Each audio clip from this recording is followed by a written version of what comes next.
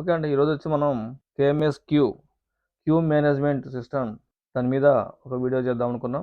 Queue management system ఏ విధంగా పనిచేస్తుంది, దాంట్లో ఫీచర్స్ ఏమేమి ఉంటాయి, అవి ఎక్కడెక్కడ ఉపయోగించవచ్చు, ఏ ప్లేస్లో క్యూ మేనేజ్మెంట్ సిస్టమ్ ఉపయోగించడానికి బాగుంటుంది అనేది చూద్దాం. దానిలో ముందుగా వచ్చేసరికి టోకెన్ ఇష్యూ అంటే టోకెన్ ఇష్యూ చేసేది ఆప్షన్ ఉంటుంది. టోకెన్ ఇష్యూ చేసే ఆప్షన్లో ఇలా కంప్యూటర్లో కానీ టోకెన్ ఇష్యూ చేయొచ్చు, లేదంటే మొబైల్లో కానీ టోకెన్ ఇష్యూ చేయొచ్చు, లేదా ట్యాబ్లో కానీ టోకెన్ ఇష్యూ చేయొచ్చు. ట్యాబ్కి మొబైల్కి అయితే డైరెక్ట్గా యాప్ ఉంటుంది, మొబైల్ యాప్ ఉంటుంది. మొబైల్ యాప్ ద్వారా టోకెన్ ఇష్యూ చేయొచ్చండి. తర్వాత టోకెన్ ఇష్యూ చేసిన తర్వాత ఇది ఎవరైతే స్టాఫ్ ఉంటారో డాక్టర్ కావచ్చు, లేకపోతే డిపార్ట్మెంట్ వాళ్ళు కావచ్చు, లేకపోతే ఎక్కడైతే వర్కర్స్ కావచ్చు, వాళ్ళు ఉంటారు కదా, వాళ్ళకి సంబంధించిన స్క్రీన్ ఇది. ఇది కూడా మొబైల్ యాప్ ఉంటుంది, మొబైల్లో ఆపరేట్ చేసుకోవచ్చు, లేదా కంప్యూటర్లో అయితే ఈ విధంగా మొత్తం ఫుల్ లెంత్ మొత్తం కంప్యూటర్లో కనిపిస్తుంది. ఓకేనండి. నెక్స్ట్ వచ్చేసరికి ఇది డిస్ప్లే స్క్రీన్. ఇది టోకెన్ డిస్ప్లే స్క్రీన్. ఎప్పుడైతే టోకెన్స్ ఏజెంట్స్ కావచ్చు, లేకపోతే స్టాఫ్ కావచ్చు, లేకపోతే డాక్టర్స్ కావచ్చు, వాళ్ళు నెక్స్ట్ టోకెన్ కాల్ చేసేటప్పుడు సో ఆటోమేటిక్గా ఇక్కడ డిస్ప్లేలో టోకెన్ నెంబర్ అనౌన్స్ చేయబడుతుందండి.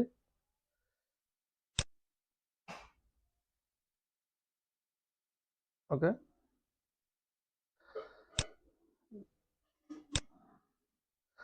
ముందుగా ఇక్కడ టోకెన్ని ఏ విధంగా ఇష్యూ చేస్తామో, వచ్చిన పేషెంట్ కావచ్చు, లేదా వచ్చిన కస్టమర్ కావచ్చు, వచ్చిన క్లయింట్ కావచ్చు, టోకెన్ ఫర్ ఎగ్జాంపుల్ హాస్పిటల్ అనుకోండి, హాస్పిటల్ సంబంధించిన కొన్ని పెట్టాము. ఇక్కడ ఆర్థోపెడిక్ అని పెట్టాము, గైనకాలజీ అని పెట్టాము, కార్డియాలజీ అని పెట్టాము, యూరాలజీ అని పెట్టాము. ఇవన్నీ హాస్పిటల్ సంబంధించిన కొన్ని మనం పెట్టాము, కొన్ని గ్రూప్స్. సో అలానే బ్యాంకు సంబంధించి క్యాష్ పే చేసేవాళ్ళు, క్యాష్ రిసీవ్ చేసుకునే వాళ్ళు, వాళ్ళకి సంబంధించి బ్యాంకులో కూడా పనిచేస్తుందండి. అలానే హెయిర్ స్టైల్స్ అని, బ్యూటీ పార్లర్ వాళ్ళు హెయిర్ స్టైల్స్ అని, లేకపోతే ఏమన్నా డిపార్ట్మెంట్ వాళ్ళకి సంబంధించి కంప్లైంట్స్ ఇచ్చేటప్పుడు కానీ, లేదంటే మేకప్ చేసేది కావచ్చు, లేకపోతే ఒక గవర్నమెంట్ డిపార్ట్మెంట్ సంబంధించి ఎంఆర్ఓ ఆఫీస్లో, ఎండి ఆఫీస్లో, ఇలా ఎక్కడైతే ఉంటుందో అక్కడ టోకెన్స్ ఇష్యూ చేయడం అనమాట. సో ఫర్ ఎగ్జాంపుల్ మనం ఇప్పుడు ఒక హాస్పిటల్ సంబంధించి ఆర్థోపెడిక్ చూద్దాం.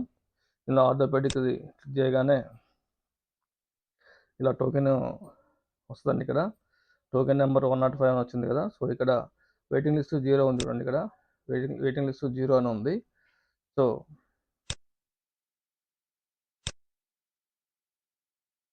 కొంచెం జూమ్లో చూద్దాం. ఇక్కడ వెయిటింగ్ లిస్ట్ 0 ఉంది. సో డైరెక్ట్ ఫస్ట్ టోకెన్ 105 ఉంది ఇక్కడ. తర్వాత ఇంకో టోకెన్ ఇచ్చి చూద్దాము అక్కడ ఏమొస్తుందో.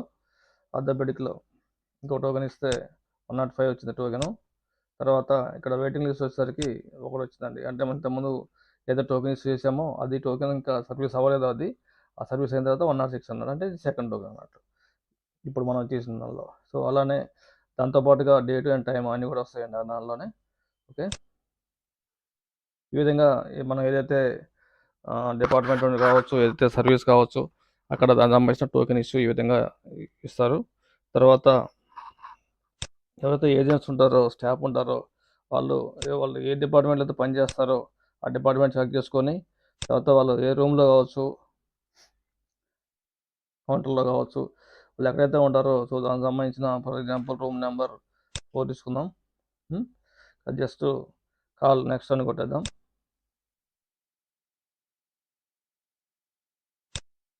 ఇదిగోండి, కాల్ నెక్స్ట్ వచ్చేసరికి 105 టోకెన్ ఇప్పుడు మనం ఇష్యూ చేసాం కదా, 105 ఒకటి, 106 ఒకటి.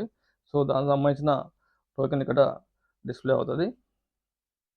ఒకవేళ ఆ కస్టమర్ అయినా మళ్ళీ రాకపోయినా కానీ మళ్ళీ రీకాల్ చేయొచ్చండి. ఇక్కడ కొత్త క్లిక్ చేస్తే కనుక రీకాల్ అవుతుంది టోకెను. ఇంకా ఓల్డ్ టోకెన్స్ ఏమన్నా కానీ అవన్నీ కానీ రీకాల్ చేసుకోవచ్చు. ఫర్ ఎగ్జాంపుల్ ఇక్కడ 100 ఉంది కదండి, 101 ఉంది, ఇది కానీ రీకాల్ అవుతుందండి. సో ఇలా 101 సర్వీస్ కానీ అవ్వనట్టయితే రీకాల్ చేసుకోవచ్చు. ఇలా ఆప్షన్స్ ఉంటాయి. ఇలా 105 తర్వాత ఇప్పుడు మళ్ళీ కాల్ నెక్స్ట్ ఆంధ్రప్రదేశ్ మనకి రీకాల్ చేస్తాం కదా. సో అక్కడ వెళ్ళిపోయింది. రూమ్ త్రీ తీసుకున్నాం. రూమ్ 4 ఓకే, రూమ్ 4 తీసుకున్నాం.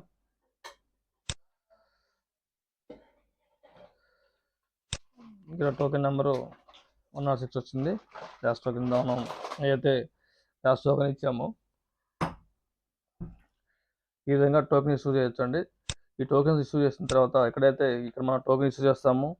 టోకెన్ ఏదైతే స్టాఫ్ ఉన్నారో వాళ్ళు కాల్ చేస్తారు, ఈ టోకెన్ నెక్స్ట్ అని కొట్టేస్తారు, చేస్తే అంతే ఫోన్లో. తర్వాత ఇక్కడ పెద్ద డిస్ప్లేలో డిస్ప్లే అవుతూ ఉంటుంది. దీనికి సంబంధించి రిపోర్ట్స్, ఇప్పుడు ఇవన్నీ ఎంతమంది ఎవరెవరికి సర్వీస్ ఇచ్చారు ఏంటి అని చెప్పేసి రిపోర్ట్స్ కావాలి కదా అడ్మిన్కి సంబంధించి. సో అడ్మిన్కి సంబంధించి రిపోర్ట్స్ ఇలా ఉంటాయండి. సో అడ్మిన్ దీని సెట్టింగ్స్ కావచ్చు, ఇవన్నీ అడ్మిన్ దగ్గర ఉంటాయి. ఇక్కడ టుడే క్యూ, ఈరోజు క్యూ వచ్చేసరికి ఇక్కడ చూస్తే కనుక టోకెన్స్ అండి ఇవన్నీ. అది మనం డెమో కోసం వాడిన టోకెన్స్ ఇవన్నీ. తర్వాత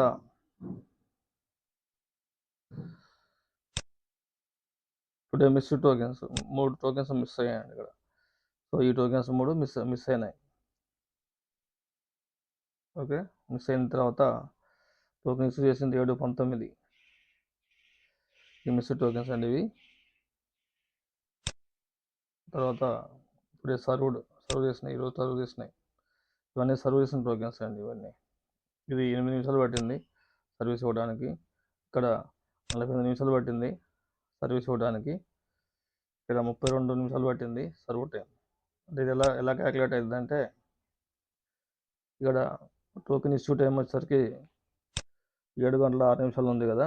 సో ఇక్కడ టోకెన్ తీసుకున్న మాత్రం వాళ్ళ సర్వీస్ స్టార్ట్ అయింది 7:23 స్టార్ట్ అయింది. 7:23 నుంచి 8:12 దాకా సర్వీస్ నడిచింది. సో అది 45 నిమిషాలు అని చెప్పేసి చూపిస్తుంది అనమాట, అంతసేపు సర్వీస్ ఇచ్చారని చెప్పేసి. ఈ విధంగా ఉంటుందండి. ఓవర్ టైం కావచ్చు, మిస్డ్ కావచ్చు, ఇవన్నీ కూడా సర్వీస్లు ఈ విధంగా అన్ని రిపోర్ట్స్ అన్నీ ఈ విధంగా వస్తూ ఉంటాయి. ఓకే అండి, థ్యాంక్ యూ ఫర్ వాచింగ్. ఈ వీడియో కానీ మీకు నచ్చినట్టయితే దయచేసి లైక్ చేయండి. అలానే మీకు ఏమైనా డౌట్స్ ఉంటే కనుక కామెంట్స్ రాస్తే కనుక మీకు రిప్లై ఇస్తాను. అలాగే దయచేసి సబ్స్క్రైబ్ చేయండి, అలానే ఫ్రెండ్స్కి కానీ షేర్ చేయండి please. Thank you very much.